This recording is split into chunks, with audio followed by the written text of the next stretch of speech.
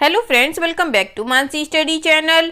दोस्तों, आज है 18 मार्च 2024 और 18 मार्च 2024 से रिलेटेड करंट अफेयर्स के जितने भी क्वेश्चन बन सकते हैं आज की क्लास में सारी क्वेश्चन को कवर करेंगे और हर क्वेश्चन से रिलेटेड इंपॉर्टेंट पॉइंट भी मैं आपको बताऊंगी। तो आप लोग पूरा क्लास बहुत ध्यान से देखिएगा। और दोस्तों, ये क्लास आपकी मॉर्निंग सुबह 7 AM पे डेली लाइव आती है। आप सभी लोग सुबह 7 बजे इस क्लास के लिए तैयार रहा करिए। इससे आपकी तैयारी करंट अफेयर्स में बेहतर होने वाली है और आगे आने वाले सभी एग्जाम में आप करंट अफेयर्स से रिलेटेड जितने भी टाइप के क्वेश्चन एग्जाम हॉल में पूछे जाते हैं, आप उन सभी टाइप के क्वेश्चन का आंसर बहुत इजीली दे पाएंगे। तो चलिए देरी न करते हुए आज के पहले क्वेश्चन पर आते हैं।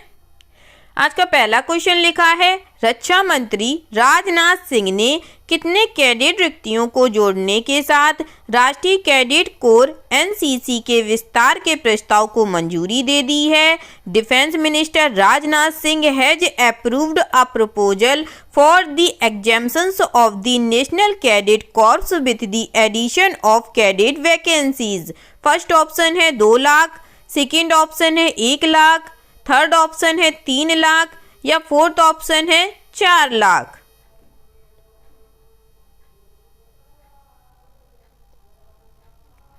जल्दी से बताइएगा दोस्तों इस क्वेश्चन का राइट आंसर। इस क्वेश्चन का जो राइट आंसर हो जाएगा फ्रेंड्स, वह है हमारा option number C, 3 lakh cadet रिक्तियों को। चलिए इस क्वेश्चन से रिलेटेड इंपॉर्टेंट पॉइंटों को पढ़ते हैं।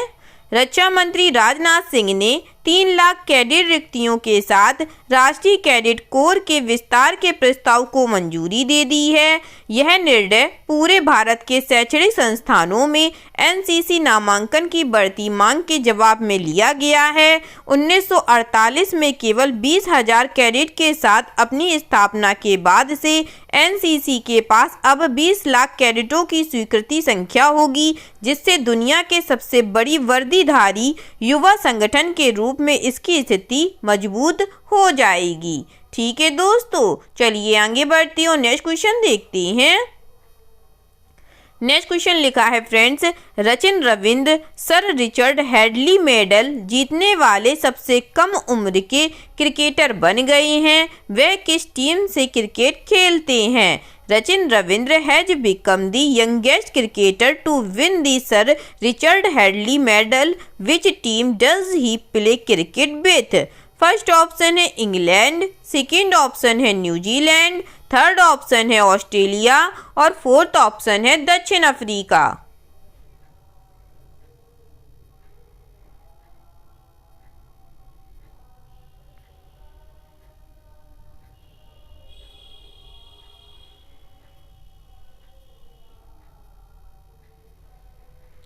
बताइएगा दोस्तों इस क्वेश्चन का राइट आंसर।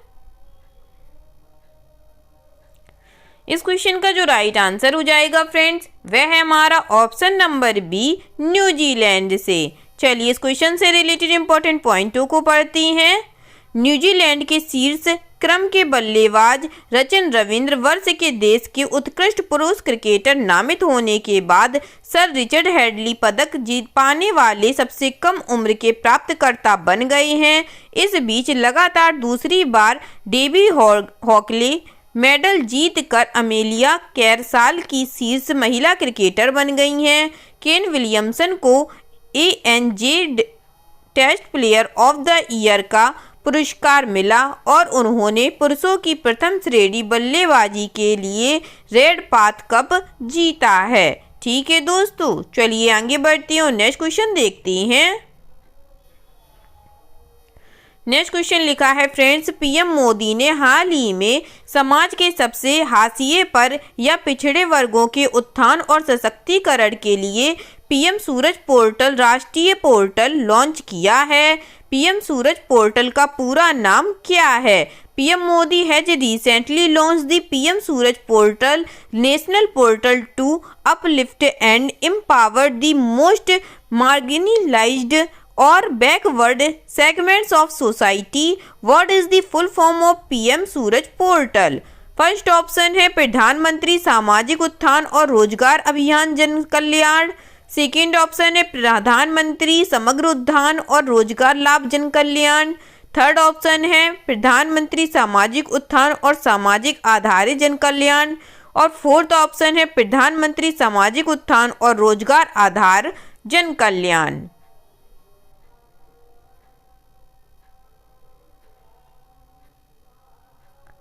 जल्दी से बताइएगा दोस्तों, पीएम सूरज पोर्टल का पूरा नाम क्या है?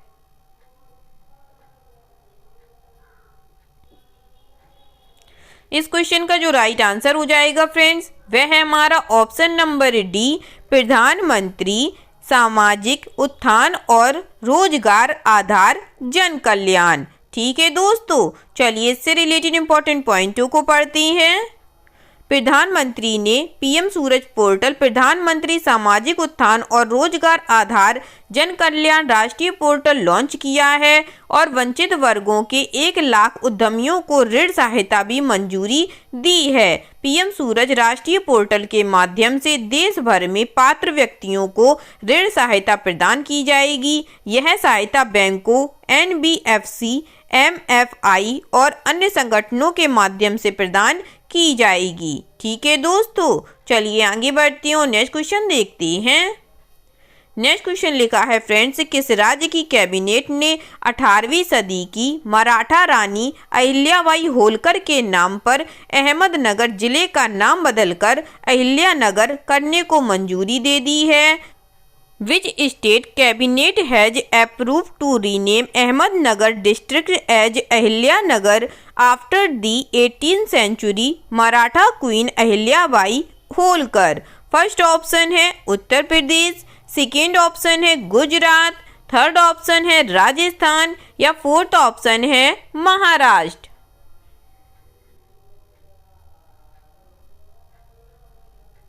बताइएगा फ्रेंड्स, किस राज्य की कैबिनेट ने 18वीं सदी की मराठा रानी अहिल्याबाई होलकर के नाम पर अहमदनगर जिले का नाम बदलकर अहिल्यानगर करने को मंजूरी दे दी है? इस क्वेश्चन का जो राइट आंसर हो जाएगा फ्रेंड्स, वह है हमारा ऑप्शन नंबर डी, महाराष्ट्र राज्य की कैबिनेट ने। चलिए इससे रिलेटेड इंपॉर्टेंट पॉइंटों को पढ़ते हैं। महाराष्ट्र कैबिनेट ने अहमदनगर जिले का नाम बदलकर 18वीं सदी की मराठा रानी अहिल्याबाई होलकर के नाम पर अहिल्यानगर करने को मंजूरी दे दी है।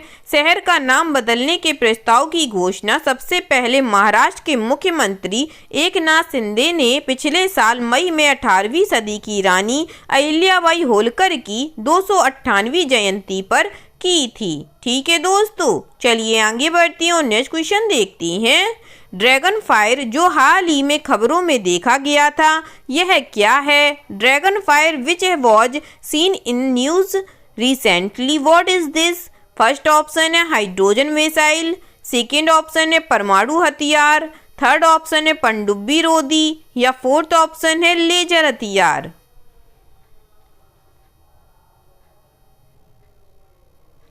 बताइएगा फ्रेंड्स, ड्रैगन फायर जो हाल ही में खबरों में देखा गया था, यह क्या है?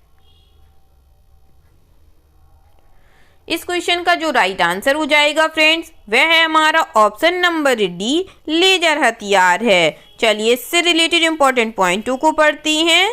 यूके के रक्षा मंत्रालय ने ड्रैगन फायर नामक अपने पहले लेजर हथियार का सफल परीक्षण किया है।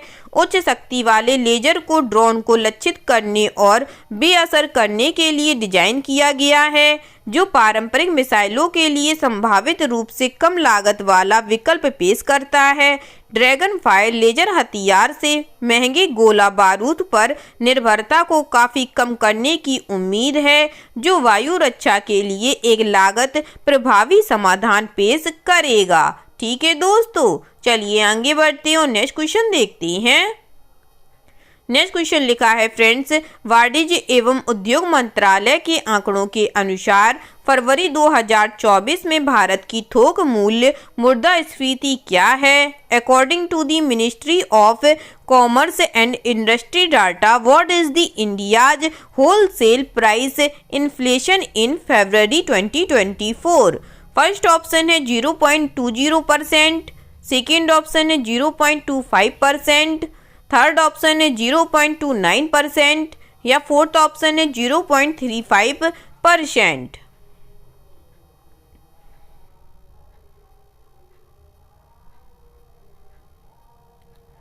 बताइएगा दोस्तों, वाणिज्य एवं उद्योग मंत्रालय के आंकड़ों के अनुसार फरवरी 2024 में भारत की थोक मुद्रा मूल्य मुद्रास्फीति क्या है?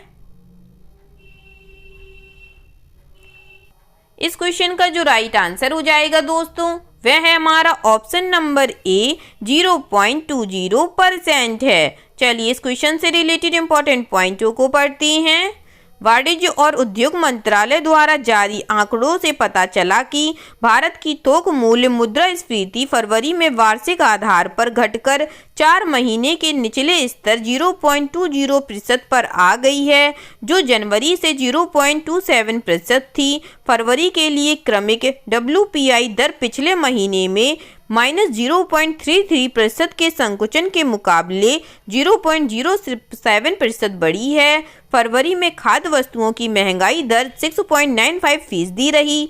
प्राथमिक लेख खंड के लिए फरवरी में मुद्रास्फीति की दर पिछले महीने के 3.84% से बढ़कर 4.49% हो गई है। ठीक है दोस्तों, आगे बढ़ती हैं और नेक्स्ट क्वेश्चन देखती हैं।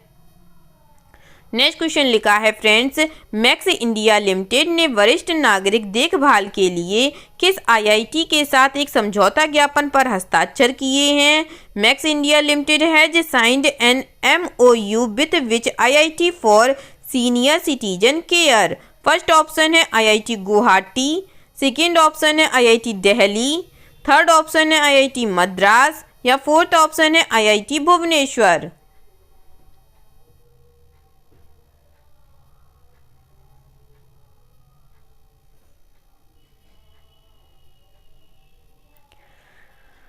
जल्दी से बताइएगा दोस्तों, इस क्वेश्चन का राइट आंसर क्या हो जाएगा? इस क्वेश्चन का जो राइट आंसर हो जाएगा फ्रेंड्स, वह है हमारा option number B IIT Delhi. चलिए इससे रिलेटेड इंपॉर्टेंट पॉइंटों को पढ़ते हैं।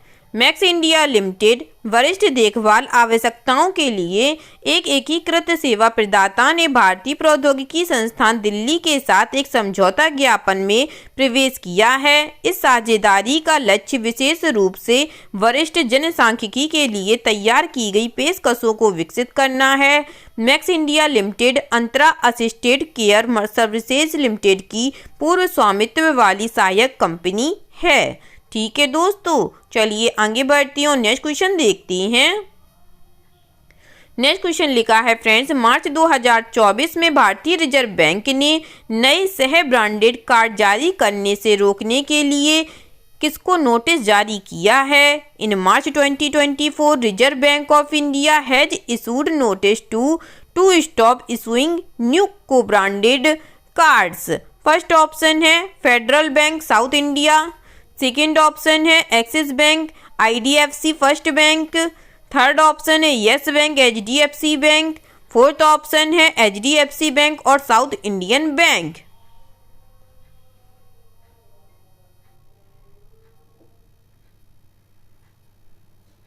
जल्दी से बताइएगा फ्रेंड्स इस क्वेश्चन का राइट आंसर। इस क्वेश्चन का जो राइट आंसर हो जाएगा दोस्तों, वह है हमारा option number A federal bank और साउथ इंडियन बैंक। चलिए इस क्वेश्चन से रिलेटेड इंपॉर्टेंट पॉइंटों को पढ़ती हैं। भारतीय रिजर्व बैंक के निर्देशों के बाद निजी क्षेत्र के ऋणदाताओं फेडरल बैंक और साउथ इंडियन बैंक ने नियामक कमियों के कारण नए ग्राहकों को सह ब्रांडेड क्रेडिट कार्ड जारी करना बंद कर दिया है। साउथ इंडियन बैंक ने कहा कि वह अपने सह ब्रांडेड क्रेडिट कार्ड पर नए ग्राहकों को तब तक शामिल नहीं करेंगे जब तक कि वह क्रेडिट कार्ड और डेबिट कार्ड जारी करने पर RBI मास्टर डायरेक्शन के तहत निर्देशों का पूरी तरह से अनुपालन नहीं करता है। ठीक है दोस्तों, चलिए आगे बढ़ती हूँ, नेक्स्ट क्वेश्चन देखते हैं। नेक्स्ट क्वेश्चन लिखा है फ्रेंड्स, भारतीय रिजर्व बैंक ने मार्च 2024 में कुछ नियामक मानदंडों का पालन न करने पर किस बैंक पर 1.4 करोड़ रुपए का जुर्माना लगाया है? The Reserve Bank of India has imposed a penalty of rate 1.4 crore on which bank for non compliance with certain regulatory norms in March 2024। First option है Bank of Baroda, second option है Indian Overseas Bank, third option है Bank of India या fourth option है Karnataka bank.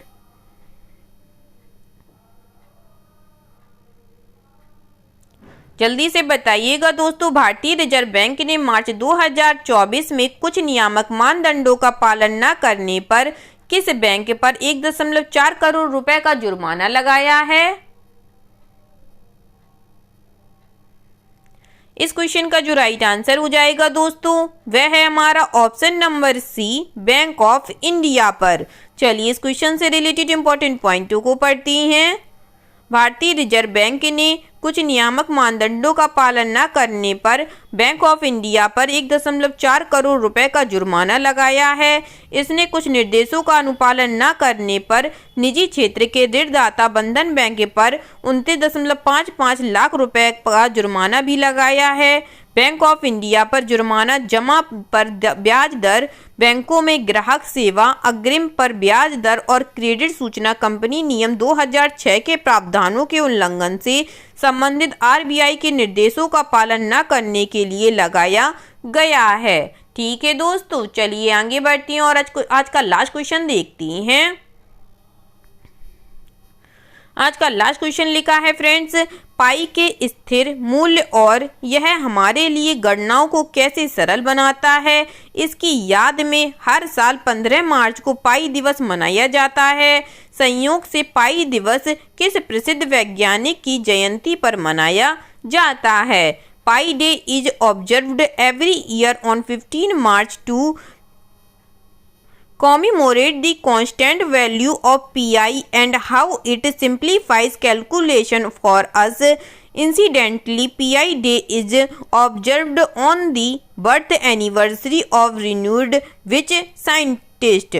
First option है Thomas Edison, second option है Marie Curie, third option है Albert Einstein या fourth option है लैरी सॉ।